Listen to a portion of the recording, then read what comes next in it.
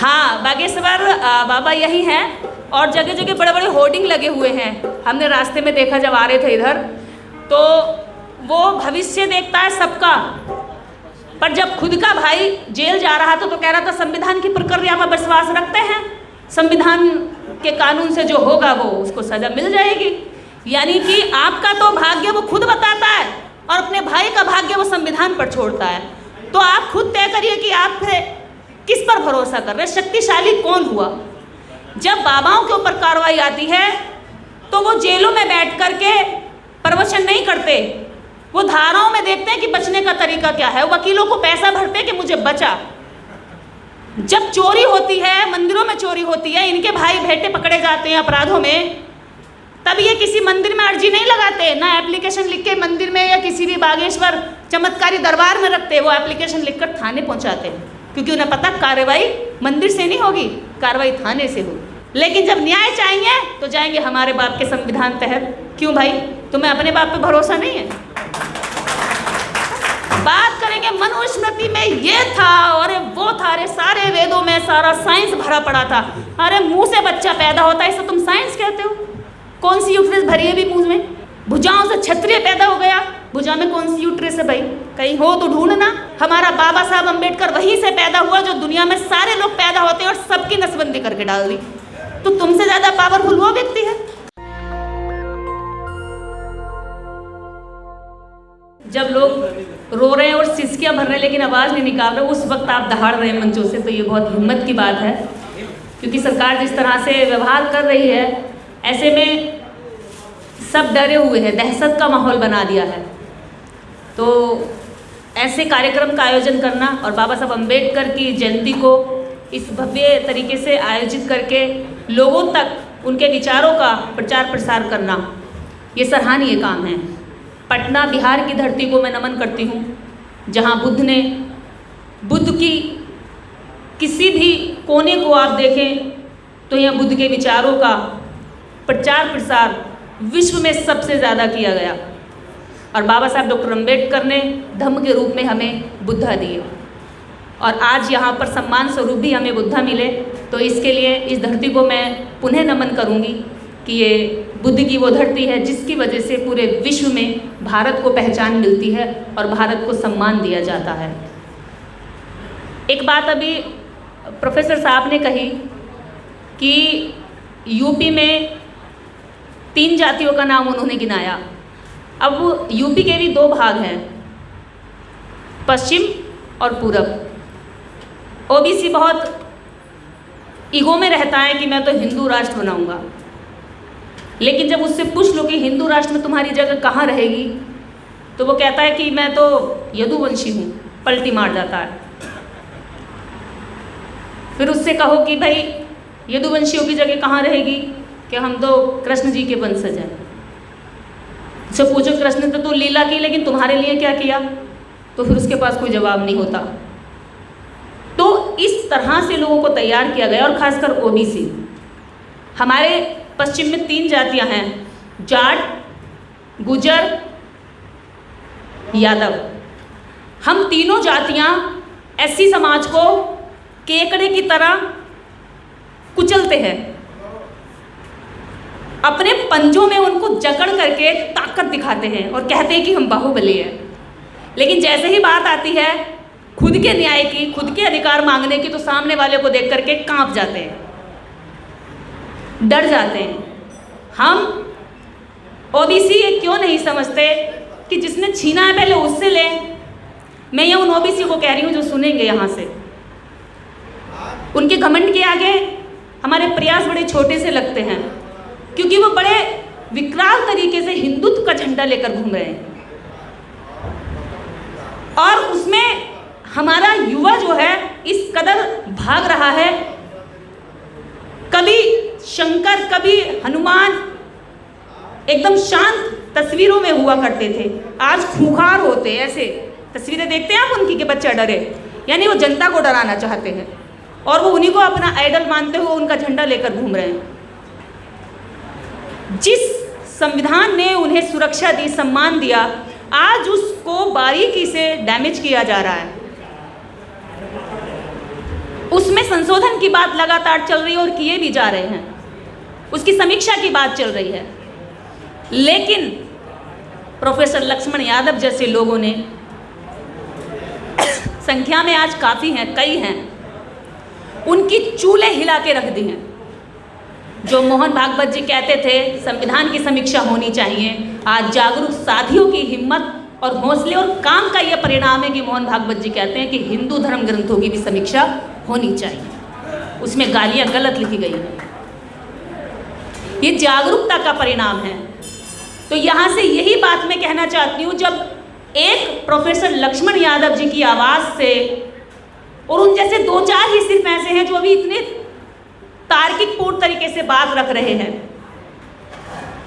अगर ये 1000 हो जाएं तो देश में काया पलट हो जाएगा, वैचारिक आंदोलन एक जमीन तक पहुंच जाएगा। पानी दे दो, बड़ा की बोतल। हम उनका विरोध करते हैं, हमारे लोगों को भी हम दोष देते हैं।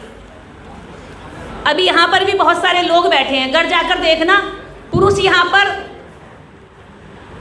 लोकतंत्र बचाने का मुहिम चला रहे हैं और महिलाएं व बाबा के यहाँ हर नाम जप नाम कर रही हो। क्या पता, देख लेना घर जाकर, ऐसा भी हो सकता है। कह रही हूँ, ऐसा नहीं है सभी के साथ। आपकी ही पत्नियां हो सकता है उधर हो और पति इधर हो, पत्नियां उधर हो पति इधर हो। वो वहां कह रही हैं कि वो कह रहा होगा, वहां से नारा दे रहा होगा हिंदू राष्ट्र बनाएंगे, और पत्नियां ताली बजा रही होंगी, वाह वाह वाह जी बहुत बढ़िया बात कही, हाँ बनाएंगे। इधर नारा दे रहे हैं कि हम लोकतंत्र बचाएंगे, तो इधर से आवाज आ रही है बिल्कुल हम लोकतंत्र बचाएंगे। एक ही घर में इतना तनाव बॉर्डर पर नहीं है हिंदुस्तान पाकिस्तान के, चाइना और इंडिया के बॉर्डर पर नहीं है इतना तनाव, जितना घर में जाके हो जाएगा। अम्बेडकरवादी कहेगा नहीं, ये 33 करोड़ घर में गंदगी नहीं फैलाएंगे। महिला कहेगी नहीं, तुम्हारे अम्बेडकर मेरे घर में नहीं आएंगे। ये वैचारिक तनाव क्यों है? क्योंकि कहीं ना कहीं हमने वैचारिक काम को पीछे छोड़ दिया। जयंती मनाना सिर्फ एक दिन का काम नहीं है। जिस दिन हम जब भी उठते हैं, सोते हैं, सम्मान का जीवन जीते हैं, हमारे जीवन के सुबह से लेकर शाम तक की सुरक्षा में, जीवन में बाबा साहब डॉक्टर अंबेडकर का जन्म जब से हुआ है और उनका संघर्ष जो हुआ है वो हमारे जीवन में सम्मिलित है। हमें जयंतियां मनाकर सो जाना नहीं है, 365 दिन हमें उन विचारों पर काम करना है। वो गांव-गांव तक जाकर काम कर सकते हैं, लेकिन हम हॉल में बात करते हैं और हॉल से बाहर निकल करके बेहाल हो जाते हैं, उसी में रम जाते हैं जहां से हम लौट कर आते हैं। हमारा विचार सिर्फ 4 दीवारों के अंदर दम तोड़कर यही छूट जाता है, और ये नहीं होना चाहिए, क्योंकि विचार खुशबू से ज़्यादा तेज फैलता है अगर उसको हम आगे पहुंचाएं तो। फूल की खुशबू केवल उस दिशा में जाती है जिधर हवा चलती है, लेकिन विचार की खुशबू हर उस दिशा में जाती है जहाँ जहाँ व्यक्ति पहुँचता है। हमें हमारे विचार को लोगों तक पहुँचाना है, उस विचार को जिस विचार के लिए हमारे महापुरुषों ने कुर्बानियाँ की और त्याग दिया।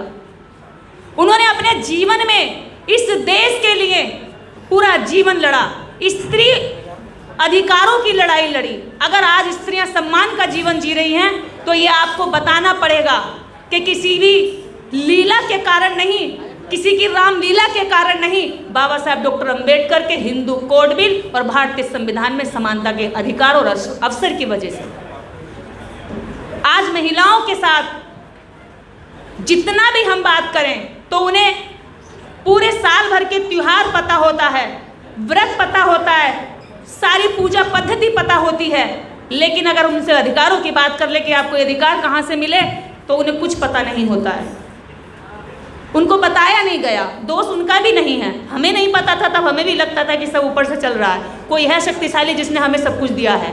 हमें जो मिला है ये एक दिन में नहीं मिला, इसके पीछे हजारों वर्षों का संघर्ष है महापुरुषों का। और सुधरते सुधरते यहाँ तक हम आज पहुँचे हैं कि आज अपनी बात रख पा रहे हैं। पुरुषों के बीच में महिलाएं खड़ी होकर अपनी बात कह रही है। प्रोफेसर लक्ष्मण यादव जी ने एक बात और कही कि जब मंच लग रहा है तो हमें अन्य जातियों के लोगों को भी यहाँ बिठाना है और महिलाओं को भी यहाँ बिठाना, तब ये बाबा साहब अम्बेडकर का नाम लेना सही है, अन्यथा हम बाबा साहब अम्बेडकर के अगेंस्ट काम कर रहे हैं। जो doctor Ambedkar Hindu code bill के लिए कानून मंत्री पद से इस्तीफा देते हैं। आज डॉक्टर अंबेडकर के अनुयायी केवल 2 घंटे के कार्यक्रम में एक कुर्सी पर महिलाओं को जगह नहीं देते, चिपक जाते जैसे यही रहना जिंदगी भर। कैसे अंबेडकरवाद आगे बढ़ेगा? हमें वो जो उन्होंने हमें घमंड डाला है पुरुषवाद का, वो एकदम थोता है, बेकार है। बाबा साहब अंबेडकर का जो महिलाओं के प्रति विचार है वो सटीक है, वो सही है, सत्य है, शाश्वत है। हमें वो अपनाना पड़ेगा। हमारे बच्चों की जननी और पालन पोषक हमारी महिलाएं हैं। अगर उनके विचार में डॉक्टर अंबेडकर पहुंच गए तो हमें आने वाली पीढ़ी पे काम करना नहीं पड़ेगा, वो हमारे बच्चों को खुद अंबेडकर, फूले और ज्योतिबा बना देंगे।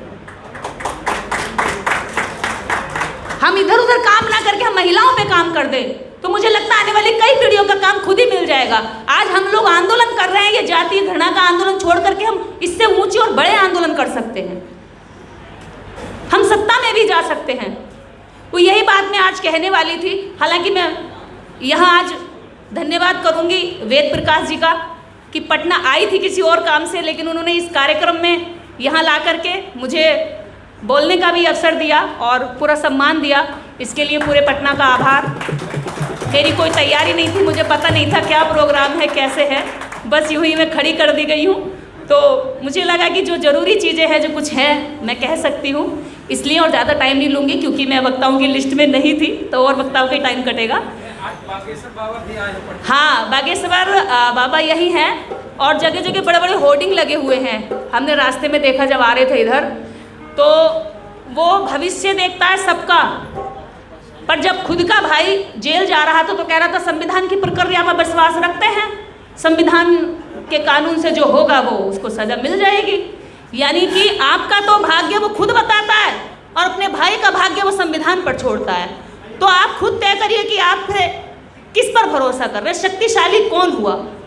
जब बाबाओं के ऊपर कार्रवाई आती है तो वो जेलों में बैठ करके प्रवचन नहीं करते, वो धाराओं में देखते हैं कि बचने का तरीका क्या है। वकीलों को पैसा भरते हैं कि मुझे बचा।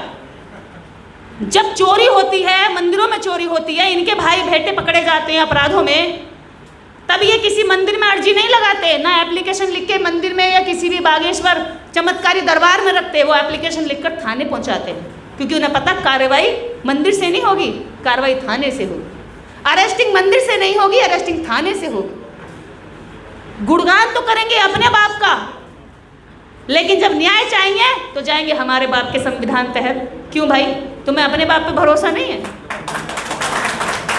बात करेंगे मनुस्मृति में ये था और वो था, अरे सारे वेदों में सारा साइंस भरा पड़ा था। अरे मुंह से बच्चा पैदा होता है, इसे तुम साइंस कहते हो? कौन सी यूट्रस भरी है भी मुंह में? भुजाओं से क्षत्रिय पैदा हो गया, भुजा में कौन सी यूट्रस है भाई? कहीं हो तो ढूंढना, हो नहीं सकता। कोई मुंह से पैदा हो गया, कोई भुजा से पैदा हो गया। हमारा बाबा साहब अंबेडकर वहीं से पैदा हुआ जो दुनिया में सारे लोग पैदा होते हैं और सबकी नसबंदी करके डाल दी। तो तुमसे ज्यादा पावरफुल वो व्यक्ति है। बाबा साहब डॉक्टर अंबेडकर ने नहीं कहा, ना हमारे किसी महापुरुष ने कहा कि वो किसी ऊपर से पैदा हुए और ऊंचाई पर बैठ गए। आजकल वो अपने नाम के पीछे जो लगा हुआ है टाइटल, उस टाइटल पर घमंड करते हैं। इसीलिए वो आपसे भी पूछते हैं क्या नाम है, आपने नाम बता दिया फिर भी चैन नहीं पड़ेगा तो पूछेंगे सरनेम क्या है, सरनेम सरनेम, क्योंकि बेचैनी है ना, तब तक चैन नहीं, सेटिस्फाइड नहीं होता भारत का व्यक्ति। पूछेगा वो। मैं अभी भारत का ही नहीं, नेपाल का भी, मैं भी नेपाल से आ रही हूँ, काठमांडू से। वहाँ जाति व्यवस्था वैसे ही है, मनुस्मृति से चलता है नेपाल भी। आज राजा से उन्होंने आज़ादी ले ली, लेकिन जाति व्यवस्था बिल्कुल वैसी है, छुआछूत बिल्कुल वैसी जैसे यहाँ है। उसी विषय पे मैं वहाँ कार्यक्रम करके आ रही हूँ अभी। तो तब पूछेंगे तुम्हारा सरनेम क्या है। अगर सरनेम पता चल जाएगा तो फिर तय करेंगे कि आपसे कितना व्यवहार करना है, कहाँ तक आपसे बात रखनी है, कितने सीक्रेट बताने, कितने इसके पूछने, कितने संबंध रखने, कितना जूठा खाना, कितना नहीं खाना। अब मुझे ये समझ में नहीं आता, अपने नाम के टाइटल पे घमंड करते हैं। कल को आज भी बहुत सारे लोग अपने पेट्स घर में रखते हैं, पेट्स पालते हैं, शौक है, पेट्स पालते हैं, अच्छी बात है, उसको भी अच्छा खाना मिल जाता है। पेट्स पालते हैं, पेट्स के भी अलग अलग नाम रखने गए हैं। वो कहते हैं हमारे नाम के पीछे टाइटल है इसलिए हमें घमंड है, वो हमारे बाप से मिला है। अब दूसरी बात यह है कि हम पेट्स का अगर वही नाम रख दें तो क्या कल को पेट भी घमंड करने लगेगा? इनके सरनेम को हम अपने पेट्स को नाम देने लगे, अपनी गाय को, भैंस को, बैल को, डॉगी को, बिल्ली को, तो क्या फिर वो भी घमंड करने लगेगा? अरे नाम तो कोई किसी को भी दे सकता है। तुमने जन्म से कोई खास योग्यता पाई हो तो हमें बताइए कि तुम ऊपर हो। तुम पैदा वहीं से हुए, तुम 9 महीना वहीं रहे जहां हम रह कर आए, तुम्हारे रगों में वही खून दौड़ता है जो हमारे है जिस कलर का, तुम्हारे शरीर पर वही चमड़ी है जैसी हमारी है, तो तुम हमसे ऊंचे कैसे हो गए? अगर वो ऊंचा होने का और श्रेष्ठता का घमंड बढ़ते हैं तो उनसे जरूर पूछना कि केवल एक थप्पा दिखा दे अपने शरीर के ऊपर जो तुझे जन्म के समय मिला हो और जो हमारे नहीं रहा हो। कुछ उनके पास निशानी नहीं है, केवल एक जहर, एक जातिवादी मानसिकता जन्म से डाल दी जाती है बच्चे की परवरिश में कि बेटा तुम तो फलाने की बेटा हो और तुम जन्मजात ऊंचे हो गए। करा धरा कुछ नहीं, चाहे शराब पी के नाली में पड़ा है। हमारा आदमी भले विद्वान हो, उसकी शिक्षा उसको वैल्यू नहीं दिखाई देती। हमारा पढ़ा लिखा भी उन्हें अनपढ़ लगता है और अपने कुत्ते बिल्ली और गिलहरी बंदर को भी कहते हैं कि वो पढ़ा लिखा था। हमारा विद्वान भी उन्हें कुपड़ दिखाई देता है, अज्ञानी दिखाई देता है और अपने नंगे धुंगे जो घूमते सड़कों पर, जिन्होंने कभी स्कूल में जाके काखा गागा नहीं पढ़ा, उनको कहते हैं कि वो विद्वान है, उनके आगे नमन करते हैं वो। तो हम कितना भी अच्छा कर लें उनकी नज़रों में कभी अच्छे नहीं हो सकते। बाबा साहब डॉक्टर अंबेडकर आज तक उनकी नज़र में पंडित नहीं हुए और उनका अनपढ़ फेल भी आज तक पंडित ही रहता है। तो ये हमें सान लेना चाहिए कि हमें हमारे लोगों को जगाना है, विशेषकर एससी के साथ ओबीसी का जो ये गठबंधन अब हो रहा है। मैं ऐसा मानती हूँ कि देश के अंदर बाबा साहब अंबेडकर के बाद ये सबसे सुंदर काल चल रहा है कि भले ही सत्ता पे हम लोग नहीं हैं लेकिन वैचारिक मजबूती हमारी इस समय तेज हो रही है। उनकी लड़की, उनकी एंकर, उनकी टीवी की एंकरानी 1 किलो मेकअप लगाकर बड़ी लाइटिंग और बड़ी सीट पर बड़े अच्छे डेस्क पर बैठकर जब बोलती है, जहर उगलती है, तो उसको देखने वाले केवल 10,000 लोग हैं। लेकिन हमारे एससी एसटी ओबीसी समाज की एक लड़की अगर खड़े होकर जय भीम बोल देती है तो उसे देखने सुनने वाले 10 लाख लोग हैं, क्योंकि भीड़ हमारे पास है। अपने समाज के बहुजन यूट्यूब चैनलों को सब्सक्राइब करो, उनको सपोर्ट करो, वही आपकी आवाज़ बनेंगे, वही आपके बेटा बेटियां आपके बीच में से निकल कर आपके काम कर रहे हैं। और इन बाकी जितने इडियट बॉक्स घरों में पड़े हुए हैं ना, जो दिन भर आपके दिमाग में डालते हैं मुसलमान ये पाकिस्तानी ये, उनको और कुछ आता ही नहीं है, उनको बंद कर दो कि भाई बस बहुत हो गया। हमारे पास अपने खुद के टीवी चैनल हैं, खुद के हमारे पास मोबाइल है हर घर में, हर हाथ में, हम वो देखेंगे, हमें आपको देखने की कोई ज़रूरत नहीं है। वो खुद एक दिन बंद होते चले जाएंगे। इसी के साथ जय भीम, जय भारत, जय संविधान। नेशनल दस्तक की आपसे गुजारिश है कि अगर इसको बचाना चाहते हैं तो नेशनल दस्तक को सब्सक्राइब करने के लिए रेड कलर के सब्सक्राइब बटन को दबाएं, फिर बेल आइकन की घंटी दबाएं। नेशनल दस्तक को बचाने के लिए बहुत ज़रूरी है कि हर खबर को शेयर करें, लाइक करें, कमेंट जरूर करें।